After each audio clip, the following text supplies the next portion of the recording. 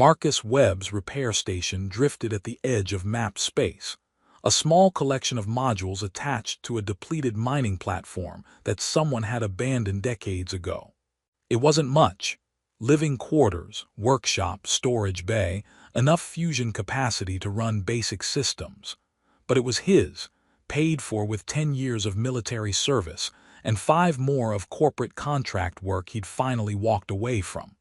Out here, 3 weeks from the nearest official outpost, Marcus fixed ships for traders who couldn't afford corporate repair rates, refugees fleeing conflicts they wouldn't discuss, explorers who valued discretion over credentials. He asked few questions, accepted payment in currency or barter, and generally kept to himself. After 20 years of seeing what happened when governments and corporations controlled critical infrastructure, isolation suited him fine. The distress signal came through at 300 station time, pulling Marcus from sleep with its automated priority alarm.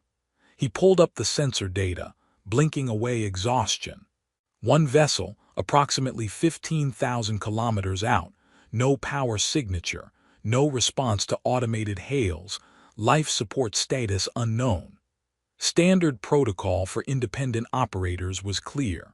Report the distress signal to authorities, maintain distance, wait for official response. But Marcus knew that out here, official response might take 3 or 4 days. Whoever was on that ship would be long dead by then if life support had already failed. He made the decision in under 30 seconds. Suited up, prepped his repair shuttle, loaded emergency supplies, and the portable toolkit he'd assembled over years of impossible repairs. If someone was dying out there while he waited for proper authorities, he'd never forgive himself. The approach took 40 minutes. As Marcus drew closer, he got better sensor readings on the disabled vessel. It was beautiful, even dark and lifeless. Sleek lines that suggested wealth and sophisticated engineering. Hull material he didn't immediately recognize. Design aesthetics that marked it as clearly non-human construction. Definitely not a ship he'd seen before, which meant either very wealthy private owner or government vessel from a species that didn't frequent this region. Either way, someone inside was probably dying. Marcus docked with the standard emergency coupling, overriding the disabled ship's automated systems with mechanical force when electronic handshake failed. The airlock cycled with backup power reserves that were running critically low. When the inner door opened, emergency lighting cast everything in dim red that made the elegant interior look like a failing heartbeat. The ship's interior was as beautiful as its exterior, crafted rather than manufactured, showing attention to aesthetic detail that human vessels rarely bothered with. Walls were smooth composite that might have been grown rather than assembled, displaying patterns that seemed decorative but probably served functions Marcus couldn't identify. Everything about the design suggested wealth, taste, and engineering philosophy completely different from human approaches. He found the survivor in what appeared to be the main cabin, a space that combined control systems with living quarters in ways that suggested long-duration solo travel. She was seated at what was probably the primary control station, her posture suggesting she'd been attempting repairs when systems failed completely. She was humanoid, 2 arms, 2 legs, bilateral symmetry, but clearly not human. Taller than Marcus by several inches, with distinctive ridge structures along her cheekbones and temples, skin that showed subtle iridescent quality in the emergency lighting, and eyes that were larger and more reflective than human standard. Her clothing was simple but elegant, made from material that looked expensive. She looked up as Marcus entered, and he saw relief flash across her face before being replaced by controlled composure. When she spoke, her voice was accented but perfectly comprehensible, suggesting either natural linguistic ability or very good translation technology. "I'm grateful for your response to my distress signal. I'm Lyran, a traveler whose ship has experienced catastrophic system failure. I apologize for the inconvenience of requiring rescue. Marcus Webb, and it's not an inconvenience, it's why I'm out here." He moved to the control panels, assessing the damage. What happened? The primary drive system experienced cascading failure approximately 18 hours ago. I was able to maintain life support on emergency reserves, but I lacked the expertise to repair the core systems. She watched him work with evident attention. Are you a professional rescue operator? I'm a mechanic who happened to be close enough to respond. Let me see what we're working with here. The next several hours were intense problem-solving. The ship systems were completely foreign to Marcus, technology based on principles he'd never encountered, using materials he couldn't identify, organized according to engineering philosophy that didn't match human approaches. But machinery was machinery at fundamental level. Energy had to flow, components had to connect, systems had to interact according to physical laws that didn't care about species differences. Marcus worked with the methodical creativity that had made him valuable in military service and later in corporate contracts. When standard approaches didn't work, he improvised. When Verath technology didn't interface with his tools, he adapted. When proper repair was impossible, he created functional workarounds using human mechanical principles applied to alien systems. Lyran watched him work with what seemed like fascination, asking occasional questions about his decision-making process, his diagnostic approaches, his willingness to modify systems he didn't fully understand. You're very confident working with unfamiliar technology, she observed after he'd bypassed 3 failed systems with improvised mechanical linkages. I'm confident that physics works the same everywhere. The specific engineering might be different, but energy flow, mechanical advantage, thermal management, those principles are universal. He was elbow-deep in what he thought might be a power distribution node, rewiring connections by feel because he couldn't fit proper tools into the access space. Your people build elegant systems, but elegance sometimes means fragility. My modifications aren't pretty, but they'll get you to proper repair facilities. Why did you respond to my distress signal? You had no obligation to assist. Marcus paused, surprised by the question. You were stranded and in danger. I had the skills to help. That's the whole reason. What other motivation would I need? The question seemed to puzzle her in ways Marcus didn't understand, but he was too focused on the repairs to pursue it. After 12 hours of continuous work, running on stimulants and stubbornness, Marcus finally restored enough functionality to matter. The drive wouldn't operate at full capacity. His improvised repairs were adequate but crude, but it would move the ship at reduced speed. Life support was stable.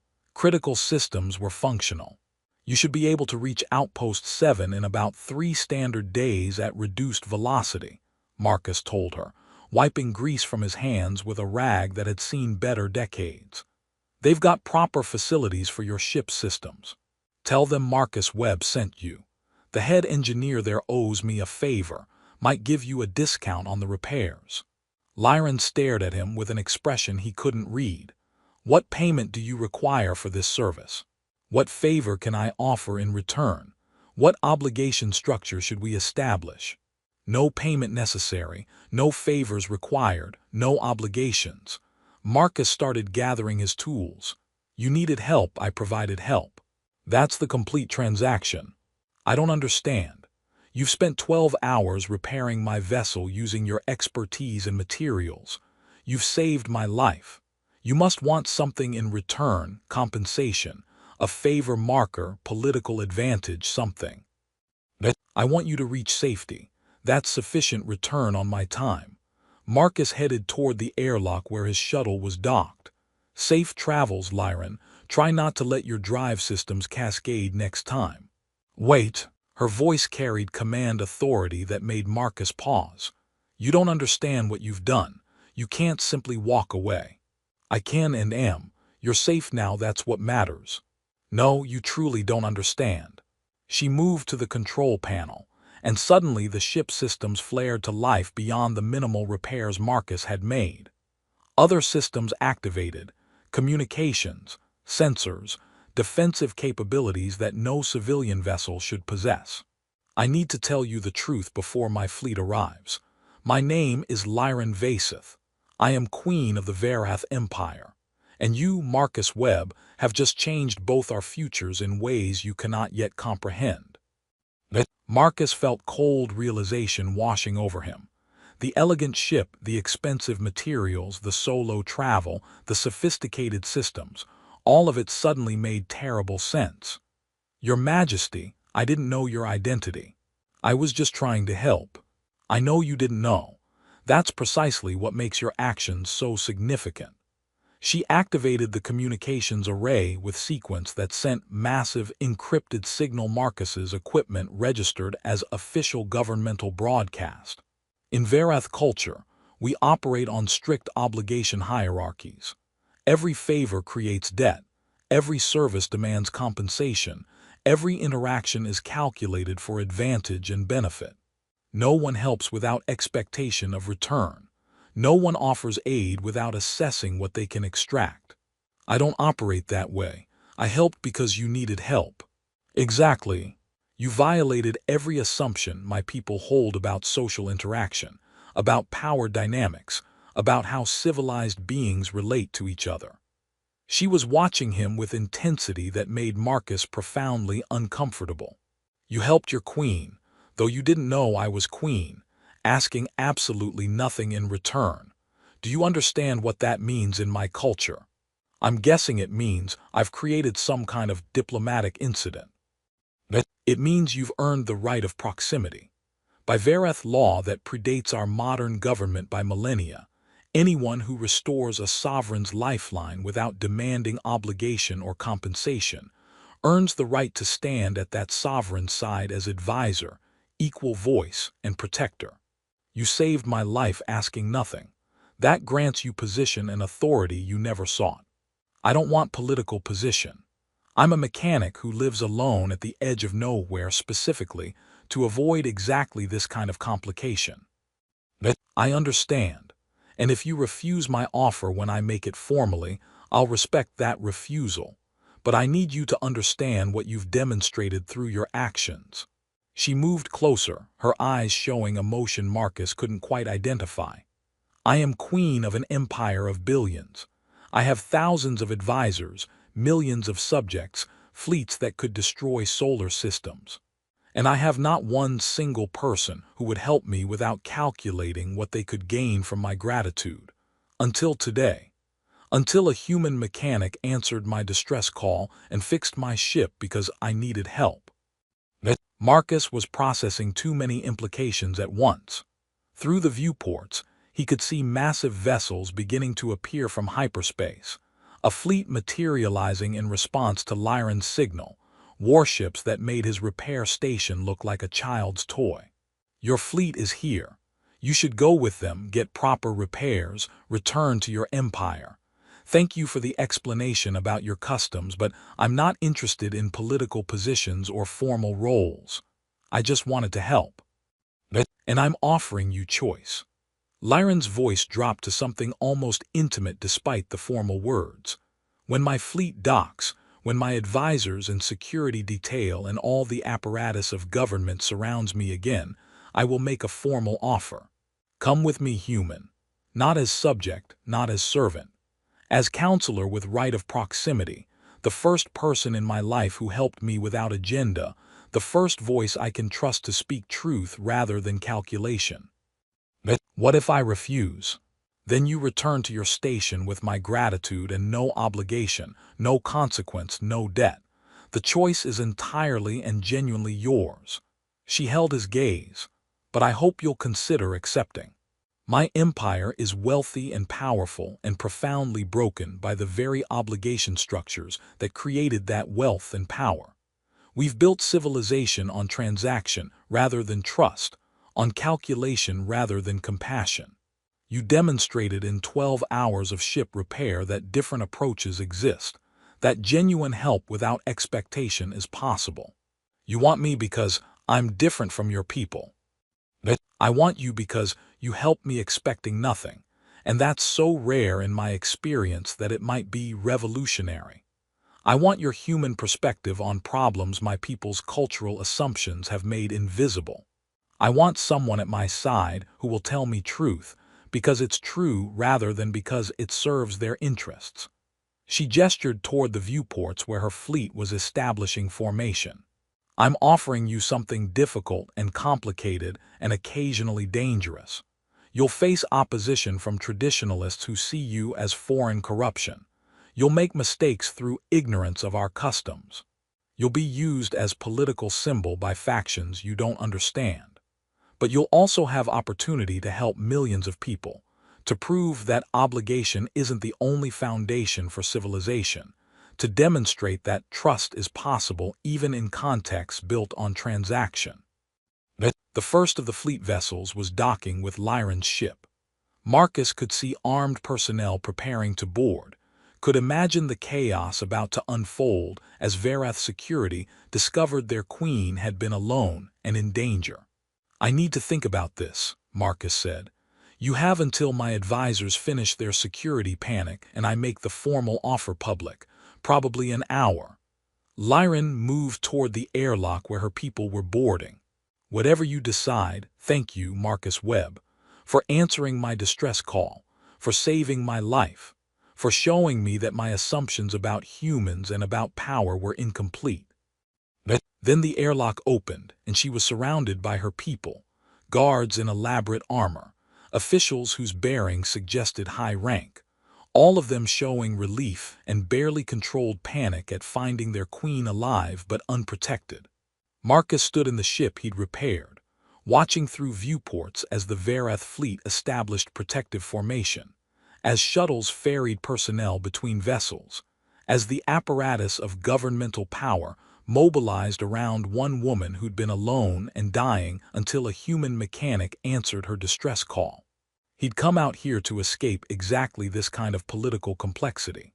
And now he was being offered a position at the heart of an alien empire, asked to serve as advisor to a queen who saw him as proof that her entire civilization's social foundations were flawed. All because he'd answered a distress signal and fixed a broken ship, asking nothing in return. Through the viewports, Marcus could see Lyran being escorted to her flagship, surrounded by security that had clearly failed to protect her during whatever circumstances led to her solo travel.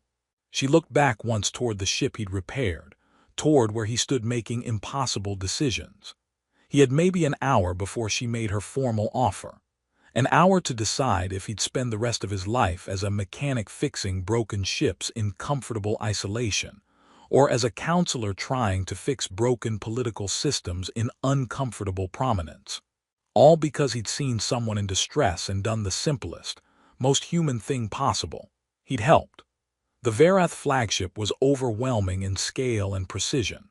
Marcus watched through the viewport of Lyran's damaged ship as the massive vessel maneuvered with the kind of perfect coordination that suggested both advanced technology and rigid military discipline. 12 warships total, arranged in protective formation that left no angle of approach undefended, moving with synchronized efficiency that made human fleet operations look sloppy by comparison. Within minutes of the flagship docking with Lyran's vessel, armed personnel began boarding. They wore armor that looked ceremonial and functional simultaneously, elaborate designs that probably signified rank and unit, but also incorporated technology Marcus recognized as serious military hardware. Their weapons were holstered but visible, their bearing suggesting professional soldiers rather than ceremonial guards. The officer who entered first performed a formal gesture toward Lyran that Marcus recognized as equivalent to a salute or bow, right hand to chest, head inclined precisely 15 degrees, held for exactly 3 seconds. When he straightened, his expression showed relief mixed with barely suppressed panic. "Your Majesty," he said with evident emotion straining against formal control, "we received your distress signal and mobilized the fleet immediately. Medical team is standing by, security is establishing protective perimeter, engineering corps is ready to assess your vessel's damage." He paused, seeing Marcus. Who is this human, And why is he aboard your ship without proper clearance or escort? This is Marcus Webb, Lyran said with formal authority that made her previous casual interaction with Marcus seem like a completely different person. He responded to my distress call when I was stranded with catastrophic system failure and failing life support. He boarded my damaged vessel alone, spent 12 hours performing repairs with improvised human engineering techniques, and restored sufficient functionality to ensure my survival. He saved my life asking nothing in return. The officer, Marcus would learn he was Admiral Keth V. O. Arabicrat Arabic Khalif Arabic Noon, fleet commander and head of royal security, looked at Marcus with an expression that cycled through confusion, suspicion, and something that might be very reluctant respect. A human repaired Verath royal systems. The disbelief was obvious and barely concealed. Using what expertise, with what authorization? He repaired what our own technology had failed to prevent from catastrophic cascade. Lyran corrected with edge in her voice. Using improvised techniques our engineering protocols would never have permitted. With creativity, our rigid systems couldn't accommodate. He succeeded where our sophisticated automation failed completely. Over the next several hours, Marcus was subjected to the most intense scrutiny of his life. Verath security wanted to understand exactly what he'd done to their queen's ship, whether he'd compromised any systems intentionally or inadvertently, whether his presence represented any threat to royal safety or governmental security. They examined his repairs with what seemed like equal parts professional interest and cultural incomprehension. A Verath engineer with rank insignia suggesting senior position studied Marcus's improvised power distribution bypass with expression Marcus couldn't read. These modifications are crude by our standards but functionally effective. He used mechanical advantage principles rather than our standard energy-based solutions. It shouldn't work according to our engineering models, but clearly it does work. Because physics doesn't care about your engineering models, Marcus said, too tired to be diplomatic. Energy has to flow somewhere. I gave it a path. That's the whole principle. The engineer looked at him with something between offense and curiosity. You modified royal systems without understanding their designed function or safety protocols. That demonstrates either remarkable confidence or dangerous ignorance. It demonstrates that your queen was dying, and I had limited time to prevent that outcome. Pretty safety protocols don't matter much if the person you're protecting is already dead. Admiral Keth intervened before the engineer could respond to what was apparently serious breach of protocol. The human will be questioned separately about his technical actions. Right now, we need to understand his presence here and his intentions regarding Her Majesty. Marcus was escorted to a secure room on the flagship, comfortable enough to not be a cell, but clearly designed for detention and interrogation. Over the next hours, he was questioned by multiple Verath officials about his background, his expertise, his reasons for being in this region, his political affiliations, his response to Lyran's distress call. He answered honestly because he had nothing to hide and was too exhausted to be clever. Yes, he was ex-military. Yes, he'd walked away from corporate contracts because he disagreed with their practices. Yes, he operated an independent repair station at the edge of mapped space specifically to avoid governmental and corporate oversight. Yes, he'd responded to the distress signal without checking identity or affiliation because someone was dying and he could help. You asked for no payment. One interrogator pressed.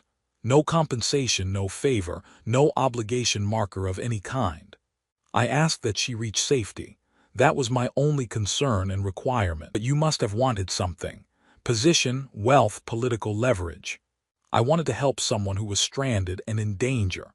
That was the entire motivation. The interrogator looked at him, with expressions suggesting Marcus was speaking words that could be translated individually, but made no conceptual sense when combined. I don't understand your claimed motivation, human. That seems to be mutual, Marcus responded. He also learned more about what his actions apparently meant within Verath cultural context. A cultural liaison, younger Verath with less formal bearing than the security officers, explained while reviewing his testimony for inconsistencies. You need to understand that Verath civilization is built on elaborate obligation hierarchies, she said, her tone suggesting she was explaining something obvious to someone who clearly didn't grasp basics. Every favor creates debt. Every service demands compensation. Every interaction is calculated for advantage and benefit. The concept of helping someone, especially helping royalty, without establishing obligation structure is so foreign to our culture that we literally don't have vocabulary for it. You don't have words for helping someone without expecting something back. We have words for charity, which implies hierarchical relationship, where superior helps inferior from position of strength. We have words for alliance, which implies mutual benefit calculation. We have words for investment, which implies expectation of return. But the concept of equals helping equals simply because help is needed, without creating obligation or expecting compensation. That's not a transaction type our language evolved to describe. Marcus processed this, understanding for the first time just how profound the cultural gap was between his instincts and Verath assumptions. So when I helped your queen without asking for anything, I wasn't just being kind. I was violating your entire social framework. You were demonstrating behavior our culture considers either impossible or incomprehensible depending on who you ask. The liaison studied him carefully, which is why the traditionalists want you expelled immediately as dangerous foreign influence, while the reformists want you elevated as proof that our cultural assumptions might be incomplete. And which faction is winning? Neither yet. That's why you're still being questioned rather than either honored or expelled. She made a note on her data device. Her Majesty is currently in meetings with her senior advisors. They're debating what your presence means, what precedent your actions set, what should be done with a human who saved the Queen's life without creating obligation structure. That evening, though evening was arbitrary on a ship maintaining its own time standard, Marcus was brought to what appeared to be more formal meeting space. Lyran was there, now wearing elaborate robes that marked her status far more clearly than the simple clothing she'd worn during their first meeting. Admiral Keth was present, along with several other officials whose elaborate dress suggested high rank. Marcus Webb, Lyran said with formal authority, my advisors have been debating your actions and their implications for the past 6 hours. I wanted you to hear their concerns directly before I make my formal offer. Admiral Keth spoke first, his tone suggesting he was repeating arguments he'd already made multiple times. Your Majesty, this human violated multiple security protocols by boarding your vessel without proper clearance. He modified royal systems without authorization or oversight. He established personal contact with you without appropriate diplomatic framework. Regardless of his stated intentions, his presence represents security breach of the highest order. He also saved my life when your security protocols had failed to prevent me from being alone and dying in uncharted space. Lyran responded coolly. Perhaps we should examine which failure is more significant. Another advisor, older Verath with distinguished bearing, spoke more carefully. No one disputes that the human's technical intervention was valuable, Your Majesty. The question is what precedent his actions establish. If we honor him for helping without obligation structure, we undermine fundamental cultural principles that have organized our civilization for millennia.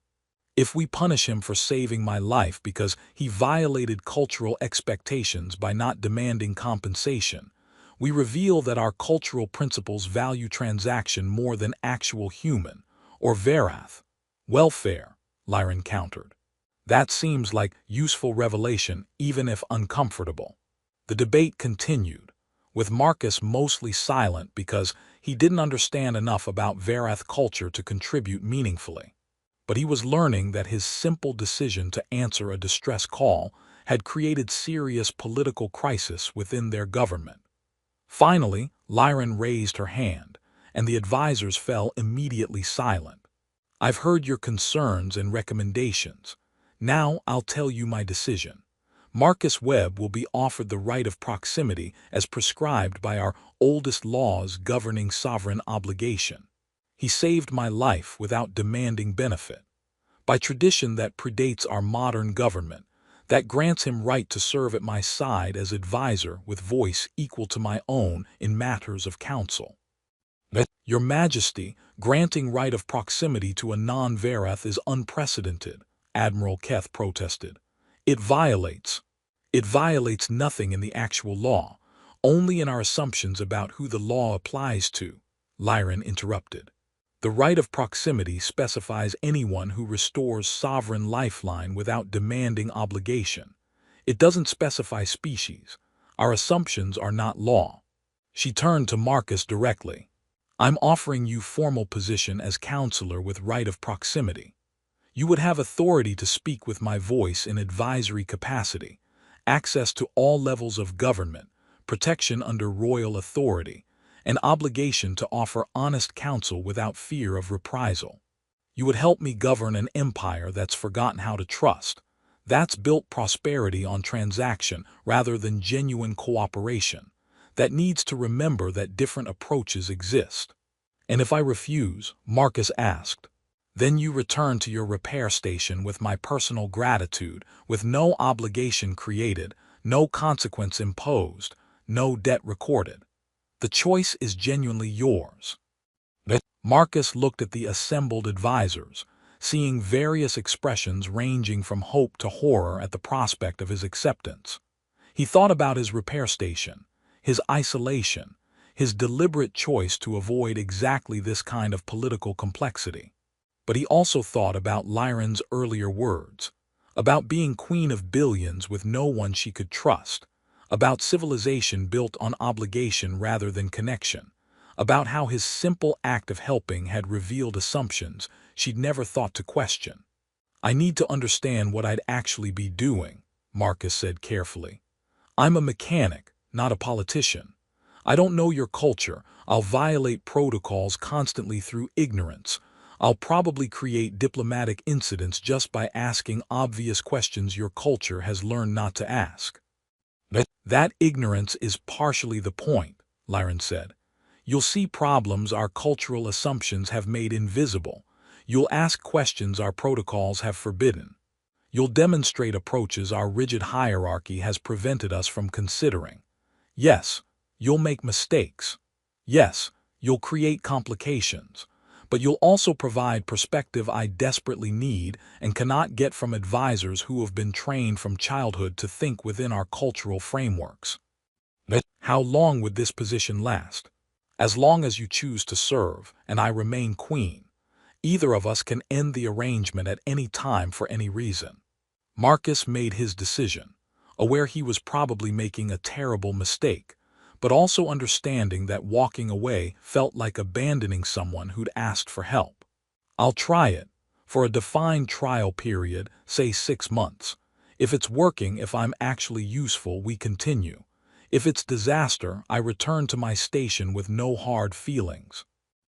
"Agreed," Lyran said, and Marcus saw relief flash across her face before being replaced by formal composure. Admiral Keth looked like he just watched someone volunteer for execution, but he didn't protest further. The formal ceremony announcing Marcus's appointment happened the following day, broadcast across the Verath Empire on official channels. Lyran explained in carefully formal language that Marcus Webb, the human who had saved her life without demanding compensation, was being granted the right of proximity, and elevated to position of counselor with authority to speak in advisory capacity on matters of governance. The reaction across Verath space was immediate and intense. Progressive factions celebrated it as bold reform, demonstrating their queen's commitment to new approaches. Traditional factions denounced it as dangerous precedent undermining cultural foundations. Political analysts debated the implications endlessly, and Marcus found himself the subject of more attention than he'd received in his entire previous life combined. "You're famous now," Lyron told him after the announcement. "I hope you're prepared for that." "I'm not prepared for any of this," Marcus admitted, "but I said I'd try, so I'll try. That's all I ask. Genuine effort to help without calculation or demand for compensation. That's revolutionary enough." Marcus looked out the viewport at the Verath fleet, at the empire he'd somehow become part of, at the impossible complexity he'd stumbled into by answering a distress call. "I just wanted to fix your ship," he said quietly. "I know," Lyron responded. "That's exactly why this matters." The first 3 months as counselor with right of proximity were the most overwhelming of Marcus's life. He was given quarters in the royal palace on the Verath homeworld, a massive complex that housed not just Lyron's personal residence but significant portions of the imperial government. His rooms were elegant beyond anything he'd experienced, with views overlooking the capital city and amenities he didn't know how to operate. He was assigned security detail despite his protests, 2 guards who followed him everywhere, their presence a constant reminder that he was no longer anonymous mechanic but political figure, whose safety mattered to governmental stability. He was provided with advisors to help him navigate Verath cultural protocols, tutors to teach him their complex social hierarchies, and technology specialists to help him interface with systems designed for Verath physiology. And he was expected to attend meetings about topics he knew nothing about, to offer counsel on matters requiring expertise he didn't possess, to provide human perspective in contexts where human perspective had never been considered relevant. He made mistakes constantly and inevitably. In his first formal council meeting, he addressed a senior minister directly without going through proper hierarchical channels, creating offense that required formal apology. He wore inappropriate clothing to a ceremonial function because he didn't understand the color-coding system that indicated status and role. He asked questions during policy discussions that Verath culture considered inappropriate for his position to raise, violating protocols he didn't know existed. But Lyron defended him consistently, using each mistake as opportunity to question why the protocols existed, why certain questions were forbidden, why their culture had organized itself to prevent exactly the kind of direct communication Marcus represented. Counselor Webb violated hierarchy by addressing Minister Tharn directly rather than through proper channels. Admiral Keth reported with barely concealed frustration after one particularly awkward meeting. He disrupted the entire session with his ignorance of basic protocol. Counselor Webb revealed through his direct question that Minister Tharn has been manipulating those proper channels to obscure budget irregularities, Lyron responded. His ignorance of protocol made visible corruption that our rigid hierarchy was designed to hide. Perhaps we should examine whether the protocol serves us or protects those who abuse it. But Marcus also began to understand the depth of the cultural divide he was trying to bridge. The Verath didn't just prefer hierarchical organization, they thought hierarchically at fundamental level. Their language had grammatical structures that encoded relative status into every sentence. Their architecture reflected power relationships through spatial organization. Their social interactions followed elaborate scripts that determined who could speak to whom under what circumstances. The concept of friendship as humans understood it, voluntary association between equals without formal obligation structure, was so foreign that explaining it required philosophical discussion rather than simple translation. He spent extensive time with Verath cultural scholars trying to understand their perspective, while also explaining human social organization. One conversation with an elderly academic stood out as particularly illuminating. "You describe friendship as voluntary relationship without obligation hierarchy," the scholar said thoughtfully. But how do you maintain such relationships? What ensures reciprocity if there's no formal structure? Genuine care for the other person's well-being, Marcus explained. You help your friends because you want them to be happy and successful, not because you're obligated to help them or expect equivalent return. But what prevents exploitation? If one party consistently takes without giving, what mechanism enforces balance? Social pressure, personal choice, or ending the friendship? If someone consistently exploits you, they're not actually your friend. The relationship dissolves naturally when it becomes one-sided. But without formal obligation structure, how do you know when the relationship has ended? How do you enforce terms of dissolution? You don't enforce terms, you just stop being friends. You stop calling them, stop spending time together, stop caring about their well-being. The scholar looked troubled by this explanation, but also intrigued. That seems remarkably informal and potentially chaotic, but also remarkably flexible in ways our rigid structures prevent. I begin to understand why Her Majesty values your perspective.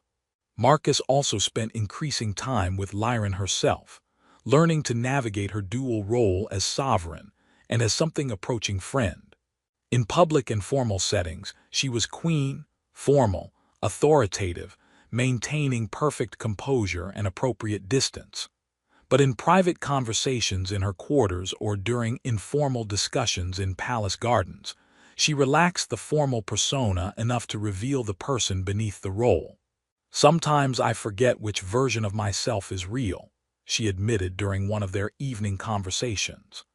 The queen who maintains perfect composure and makes decisions affecting billions, or the person who nearly died alone in space because she couldn't trust anyone enough to bring them along. Both are real, Marcus said.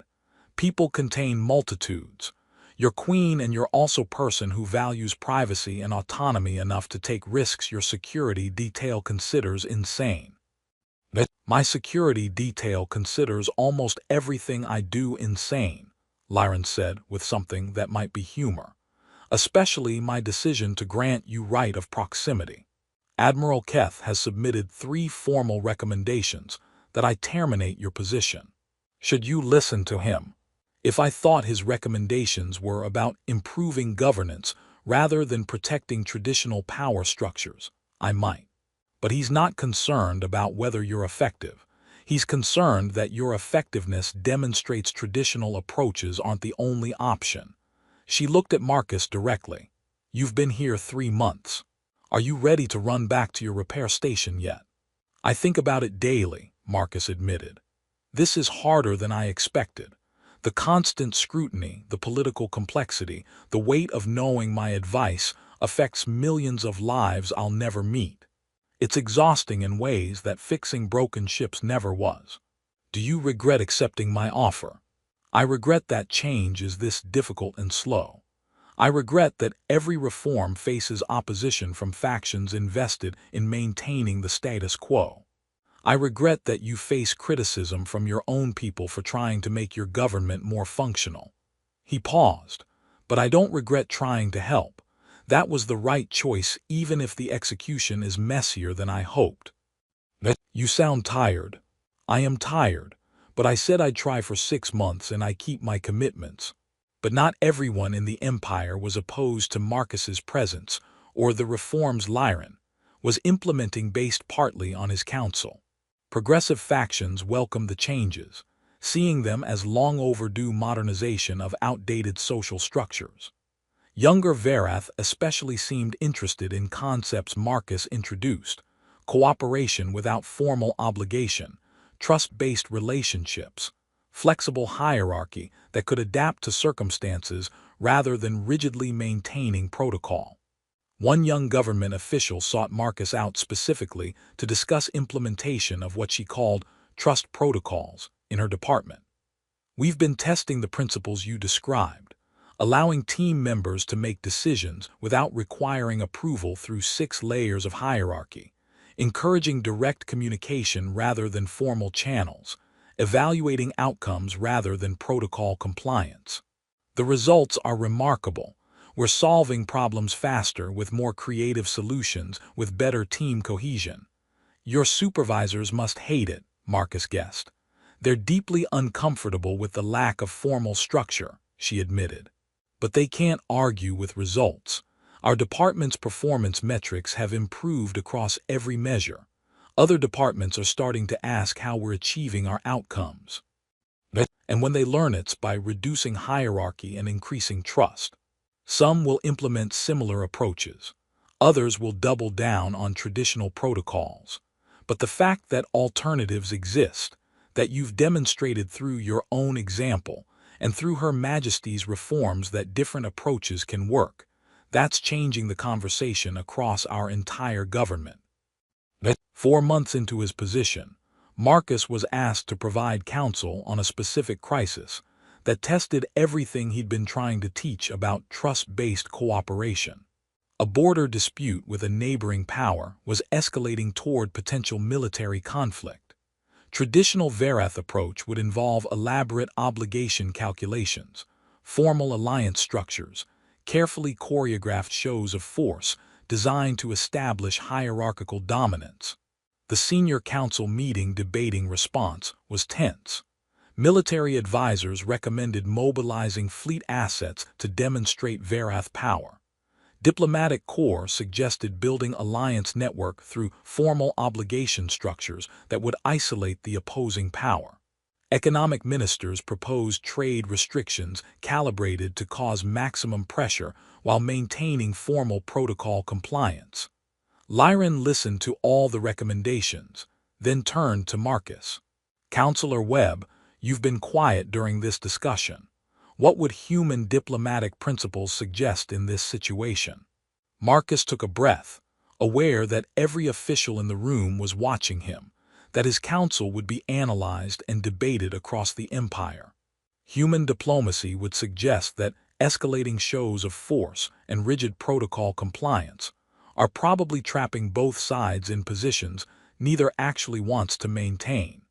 If you could create space for honest discussion of actual interests rather than formal positions, you might find compromise that serves everyone better than conflict serves anyone.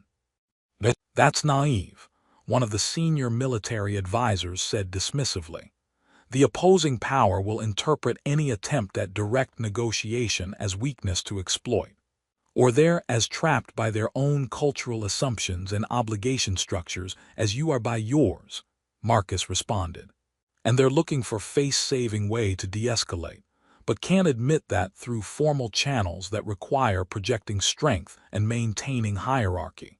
You're suggesting we risk our strategic position on assumption that our adversaries want peace. Another advisor challenged. I'm suggesting that assuming they want conflict and can only be managed through force is exactly the rigid thinking that creates conflicts neither side actually benefits from. Try something different. Create back channel for honest conversation. Find out what they actually want versus what they're formally demanding. Look for compromise that lets both sides claim victory while avoiding war that serves no one. The room erupted into debate.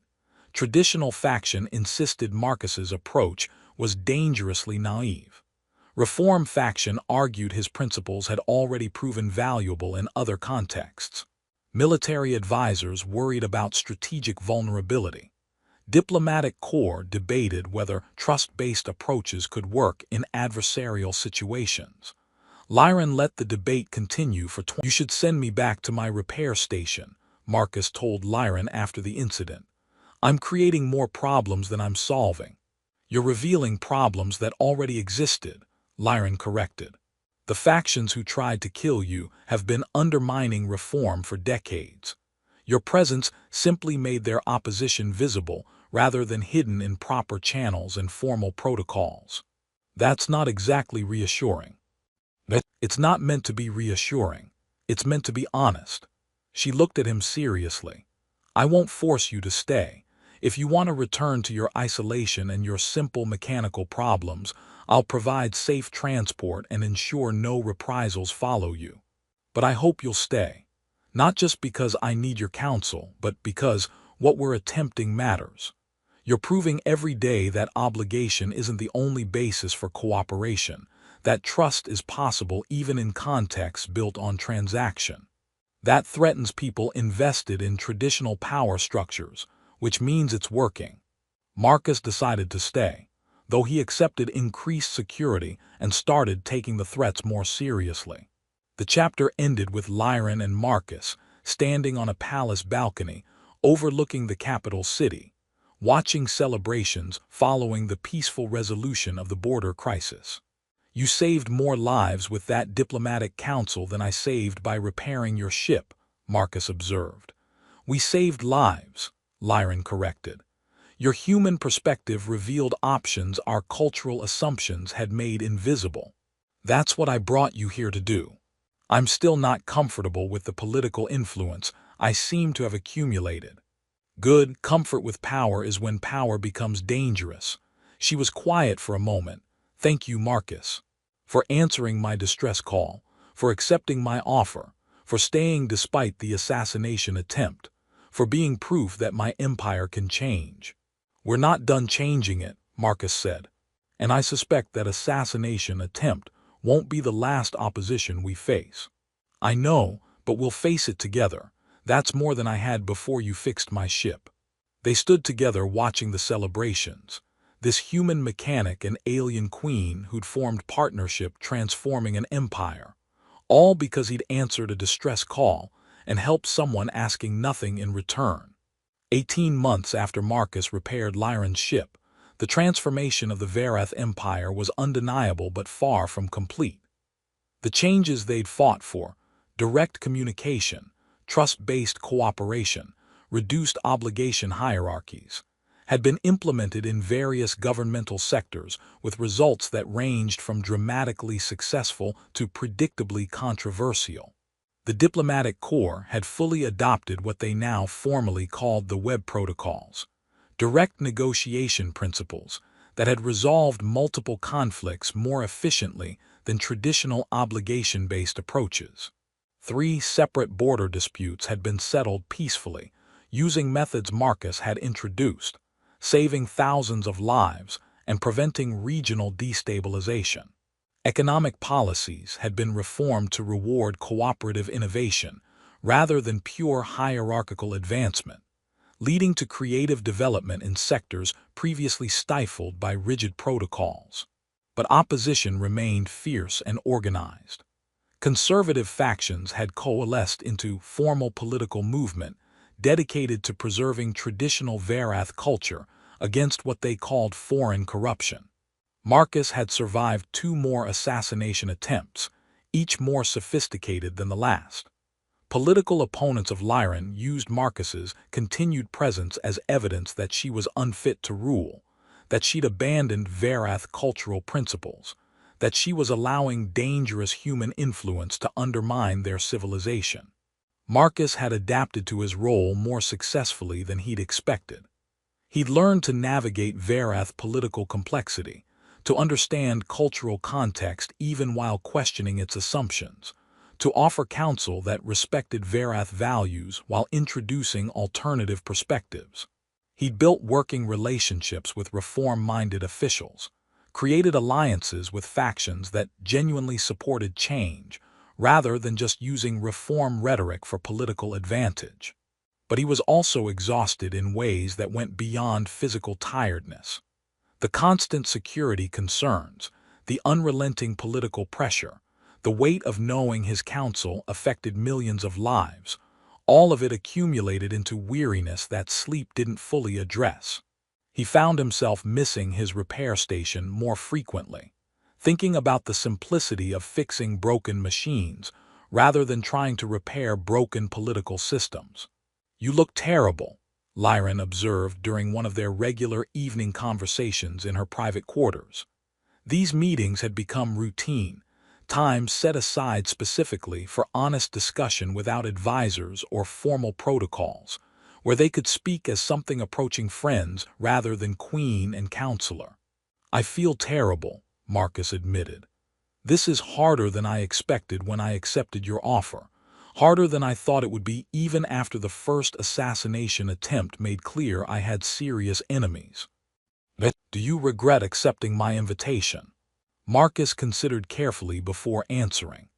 I regret that changing your empire's culture is this difficult and slow. I regret that every reform faces organized opposition from factions that benefit from traditional power structures. I regret that you face constant criticism from your own people for trying to make your government more functional and humane. He met her eyes. But I don't regret answering your distress call. I don't regret helping you when you needed help. And I don't regret staying to see if the changes we're attempting can actually take root. They are taking root, Lyron said quietly. More successfully than I dared hope when I first invited you to come with me. You've proven that cooperation without obligation is possible, that trust can exist in governmental contexts, that rigid hierarchy isn't the only way to organize civilization. Those proofs are changing how millions of Varath think about social structures. At substantial cost to both of us. Yes, meaningful change is always costly. Lyron poured tea from an elegant service. A Varath ritual Marcus had learned signified informal conversation between equals. I need to tell you something. The Council of Advisors has proposed formalizing your position more completely. They want to create permanent governmental role called Counselor of Alternative Perspectives, with defined authority to question established protocols and advocate for approaches Varath culture might not naturally consider. That sounds like they want to control me more effectively by creating formal boundaries around my influence. Some do want exactly that. But others genuinely want to institutionalize the principles you've introduced, to ensure that alternative perspectives become permanent part of how we govern rather than temporary anomaly dependent on one human's presence. She sipped her tea thoughtfully. They're debating whether you should continue to hold the position or whether it should eventually be filled by someone else, possibly another human, possibly a Varath who's trained to think outside cultural assumptions. How do you feel about formalizing my role? Conflicted. I want these changes to outlast us both, but I worry that creating formal structure around your position might undermine what makes it effective, your genuine outsider perspective, your freedom to question everything, your independence from obligation hierarchies. She looked at him seriously. What do you want, Marcus? You've given me 18 months. You've survived multiple assassination attempts. You've helped transform how an entire empire thinks about cooperation and trust. You've fulfilled any reasonable interpretation of your commitment. If you want to return to your repair station and your simple machines, I'll understand. Before Marcus could answer, Admiral Keth entered with obvious urgency. Your Majesty, Counselor Webb, we've received concerning intelligence. The Conservative Coalition is preparing coordinated political action. They're calling for a council of traditional review, formal examination of whether the reforms implemented over the past 18 months violate fundamental Varath cultural principles protected by our Constitution. That's their constitutional right, Lyron said calmly.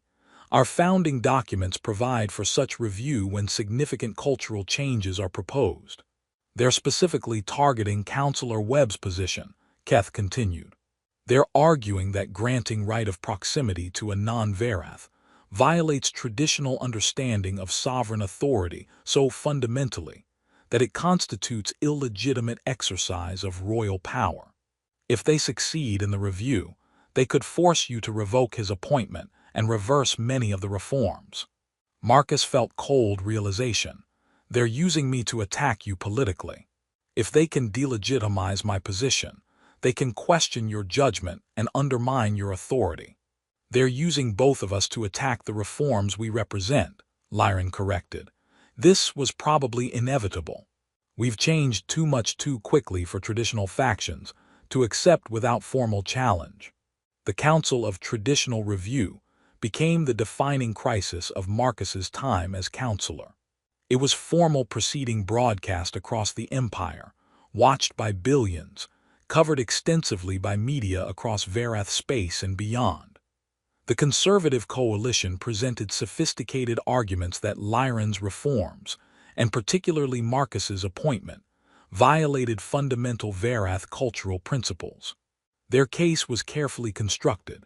Yes, the right of proximity existed in ancient law, but that law developed in context where all participants shared Varath cultural foundations, where certain assumptions about obligation and hierarchy were universal. Granting the right to a human who didn't share those foundations, who actively questioned those assumptions, represented such departure from original intent that it constituted invalid interpretation of law. Moreover, they argued, Marcus's influence had led to reforms that undermined essential Varath cultural elements. Reduced obligation structures were destroying traditional reciprocity. Direct communication was eroding appropriate hierarchy. Trust-based approaches were replacing proven formal protocols with naive assumptions about others' good intentions. The empire was losing its identity, abandoning principles that had created stability and prosperity for millennia. Lyran mounted equally sophisticated defense. Yes, Varath culture had evolved around obligation and hierarchy, but adaptation was essential for survival. Rigid adherence to tradition, without questioning whether that tradition still served contemporary needs, was recipe for obsolescence and decline. Marcus's contributions had demonstrably improved governance. Conflicts resolved peacefully that might have become wars. Innovations developed that rigid protocols had prevented. Corruption revealed that formal channels had hidden. The cultural principles the conservatives claimed to protect weren't being destroyed. They were being examined, refined, improved through exposure to alternative perspectives. That wasn't cultural corruption. That was cultural evolution. Marcus was called to testify before the council, asked to explain his philosophy and defend his position. The chamber was filled with officials, observers, media representatives. Every word would be analyzed across the empire. I repaired Queen Lyran's ship because she was dying and I could help her, Marcus said when asked to explain his presence. I accepted her offer to serve as counselor because I believed that genuine help sometimes requires accepting consequences of that help, even when those consequences are difficult and complicated. I've tried to offer perspective that Varath cultural assumptions might make difficult to see naturally. That's my complete agenda, not corrupting your culture, not advancing human interests, not undermining your traditions. Just helping someone who asked for help and continuing to help in ways that seem valuable. But you admit you don't fully understand our culture, a conservative council member challenged. How can you presume to offer counsel on matters you don't comprehend? I don't fully comprehend your culture, and I've made mistakes because of that ignorance. But sometimes outsider perspective reveals what insiders have learned not to see. I've asked questions your protocols prevented asking. I've suggested approaches your assumptions made unthinkable. Some of those questions and suggestions have proven valuable. Not because I'm smarter or more knowledgeable than Varath advisors, but because I see different patterns because I'm not embedded in your cultural frameworks. The debate continued for days. Public opinion divided but gradually shifted as more Varath spoke in support of the reforms, sharing specific examples of how new approaches had improved their lives. Scientists who'd made breakthroughs after protocols were relaxed to allow more direct collaboration. Diplomats who'd resolved conflicts using trust-based methods. Government workers who'd found their jobs more meaningful when allowed to make decisions without requiring approval through 6 hierarchical layers. The turning point came from unexpected source. An elderly council member, traditionalist with decades of governmental service, spoke near the conclusion of the proceedings. I've spent 60 years believing our obligation structures and rigid hierarchies were essential to our civilization. I've defended those structures against every proposed reform. But watching this human operate for 18 months has shown me something I didn't expect. that genuine trust is possible, that cooperation without formal obligation can work, that questioning tradition doesn't necessarily destroy it. But she looked directly at Marcus. You're correct that we've learned not to ask certain questions. You're correct that our protocols sometimes prevent us from seeing obvious problems. You're correct that change is necessary for civilizations to remain vital, rather than calcifying into obsolescence. Then she turned to the conservative coalition.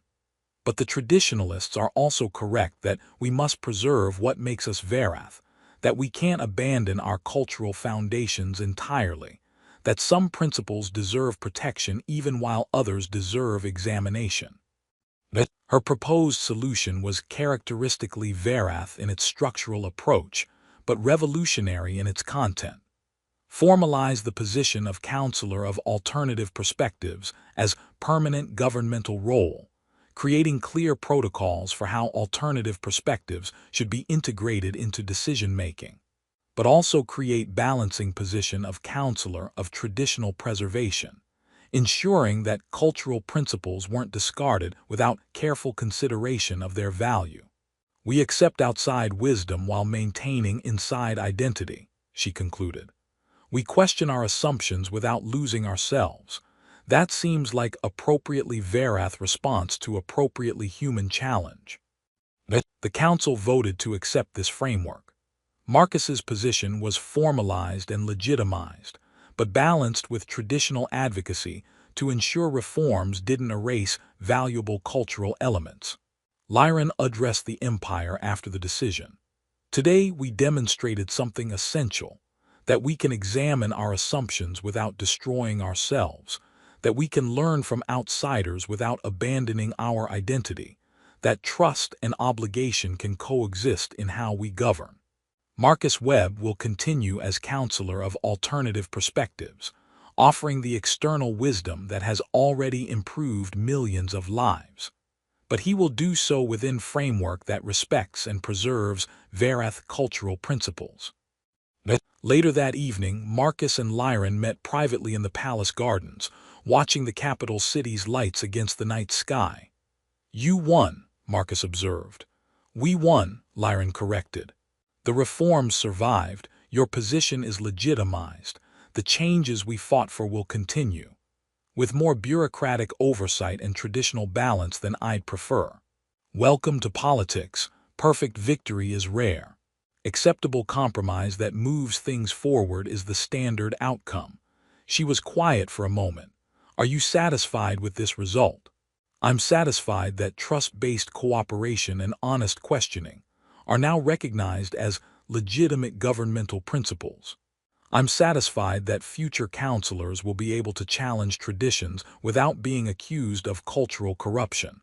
I'm satisfied that I can continue helping. He paused. Though I could really use a vacation. Maybe go back to my repair station for a few weeks. Remember what it's like to fix simple mechanical problems. Then take that vacation. Return to your station, work on broken ships, remember why you helped a stranded traveler in the first place. Lyran's expression softened. Will you come back afterward? Do you want me to? I want you to do what serves you. If that's returning to isolation and simple problems, I'll understand. If it's continuing as counselor despite the complications and danger, I'll be grateful. But the choice should be yours, made freely, without obligation. That's very human of you, Marcus said with slight smile. I've learned from good teacher. 3 months later, Marcus had established new pattern. He spent half his time serving as counselor in the Varath capital, half his time at his repair station on the frontier. The arrangement satisfied his need for both meaningful work and periodic simplicity. Let him contribute to Varath reform efforts, while maintaining connection to the life he'd built before answering Lyran's distress call. The reforms continued gradually across the empire. Trust-based approaches became standard practice in multiple governmental sectors. Direct communication protocols expanded beyond just diplomatic corps into other areas. Reduced obligation hierarchies in some contexts created space for innovation and cooperation that rigid structures had prevented. It wasn't revolution, it was evolution. But it was real change, made possible by human mechanic who'd answered distress call and alien queen who'd asked him to stay. The story concluded with Marcus back at his repair station, working on damaged ship brought in by trader who couldn't afford corporate repair rates. Simple mechanical problem, power converter failure, straightforward fix. The kind of work that had been his entire life before he met Lyran. His communication system chimed with incoming message. Lyran, checking in from the capital. Hope you're enjoying the simple machines. Council meeting next week to discuss expanding web protocols to economic policy.